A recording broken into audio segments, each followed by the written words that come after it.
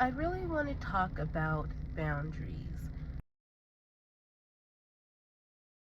This past year, I experienced a lot of lessons around boundaries, and I feel like the year coming up is going to be, at least for me, highly focused on setting firm boundaries and maintaining those boundaries. Today, I want to specifically talk about boundaries in the context of birth. Choosing your care team. When I was giving birth, I experienced a lot of different challenges in this specific area. The doctors that I initially saw weren't shy about letting me know that they weren't on board with the type of birth I planned to have, and were constantly trying to dissuade me. It's important as a person who is giving birth to know that you absolutely have a right to decide the type of birth you wish to pursue. And as the person who is giving birth, you absolutely have the right to push back against medical professionals who have a different idea of how birth should look. If you are a person who prefers to give birth in a hospital and you feel that's what you'll be most comfortable with, it would definitely be an overstep for somebody to pressure you into having a natural birth or a birth outside of the hospital.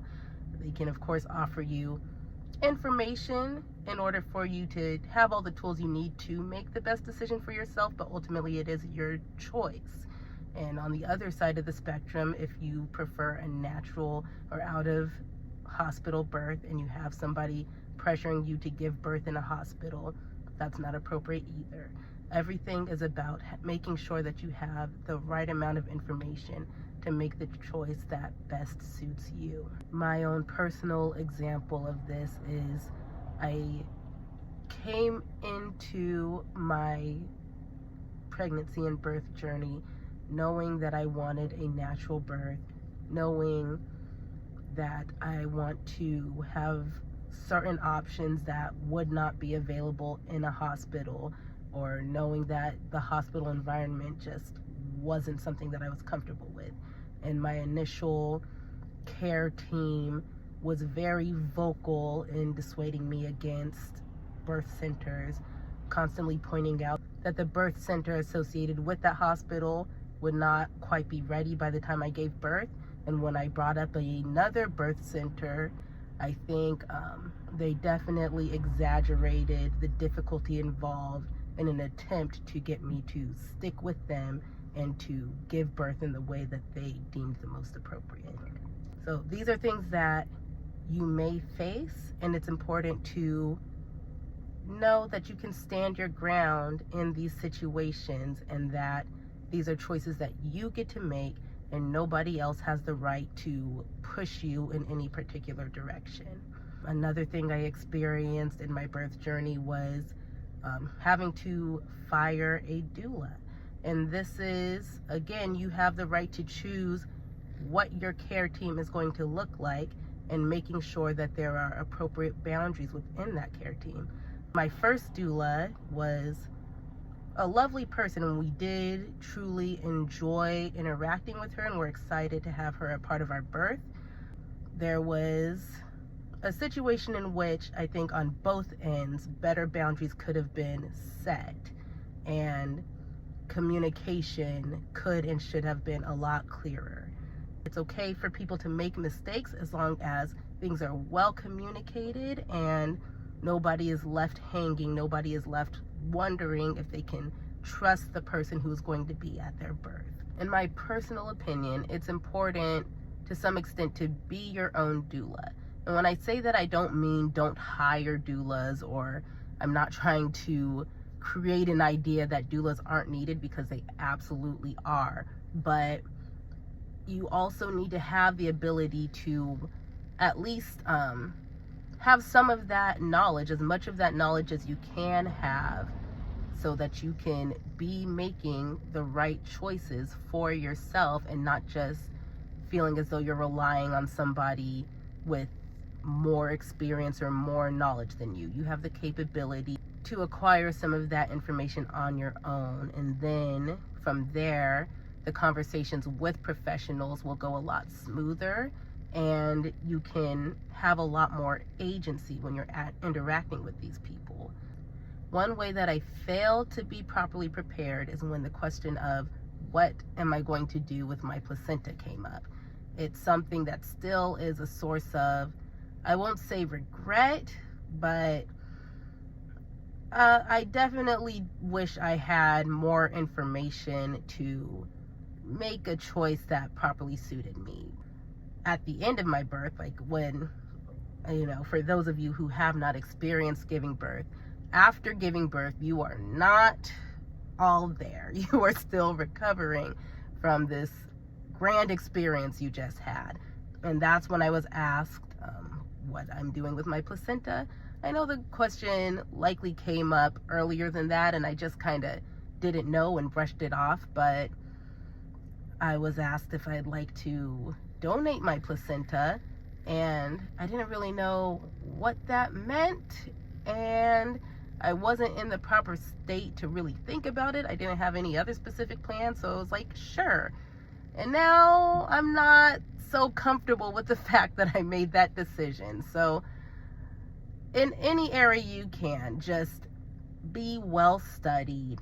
Pregnancy is a whole 9 months to really iron out the details of what you want to happen. And if you're not pregnant yet, you have all the time in the world to start making those plans and get as informed as you possibly can, because this is your experience and you need to have agency in it. This isn't a matter of opinion. This isn't a matter of, some people want to have agency and some people don't. Everybody wants to have agency in their life. I don't know many people who are just comfortable with everybody in their life making decisions for them. But I do know quite a few women who are reluctant to believe that they can have agency in their birth. And that's something that I truly wish wasn't a reality and hope to see improve quickly. Another thing that's important to consider is how you set boundaries with your partner. There are many layers to that. Of course, they are a part of this birth experience too, even if they are not carrying the child. They do have a right to have some opinions and at least offer their voice. Ultimately, at the end of the day, the person giving birth has the highest opinion because this is a thing that they are going through. But it is important to keep the line of communication open with your partner so that they feel included and so they don't feel like they're being shut out of something that they are a part of and that does affect them. Their life is changing too. And I think that's a thing that gets neglected. Sometimes partners can feel as though their needs aren't important, which isn't true at all. And the most important way to ensure that they have their needs recognized is to continue to talk to them about what it is they're feeling, and of course to already have that dynamic in the relationship before getting pregnant. While you're going through all these changes in your body, in your mood, with your hormones, your partner is experiencing some similar changes. Not the exact same thing, but they are about to enter a new phase of their life, especially if this is the first child that they could never predict or be properly prepared for. And it's important to just continue to communicate about what it is you're both experiencing, to honor those experiences, and to make decisions together. Of course, there are situations in which communication isn't simple. There are situations in which the parents involved just don't see eye to eye in general, don't have the proper foundation for open communication, or even situations in which domestic violence is taking place. And in those situations, as the birthing person, Do whatever it is that will be best for you and the baby. Ultimately, the brunt of the process is on how you and the baby are experiencing it. So if you need to remove yourself from that person, if you need to find ways to be safe, or if you need to just make some tough decisions in general, do whatever is going to be best for you and the baby. If you're not in these types of situations, if you're in a situation where you can realistically have communications and work things through, do everything you can to include the other parent, the other person who will be helping you raise the child, because the child needs that, and the child will sense any disruption of peace. If you cannot have peace with this person at all, find some way to protect and preserve peace as much as possible in your life and the child's life. Finally, setting boundaries with your family. This can be, I know for me specifically, this is something that I go back and forth with in terms of how difficult it is to maintain those boundaries. In my birth experience, I had some pushback about what I chose to name my child. I had, my family wasn't very familiar with a birth center birth and had concerns about that. There were a couple of different areas in which I felt like my family was more vocal than felt appropriate. And it was on me to set boundaries, to express to people, this is my decision, and nothing that you say is going to change this decision.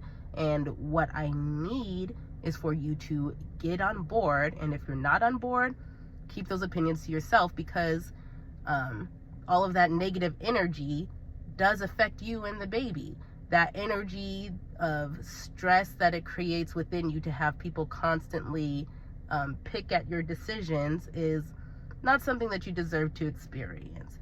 So in those situations, make sure that you are standing your ground, letting people know this is my decision, and nothing you say is going to change that decision, especially if you are well educated.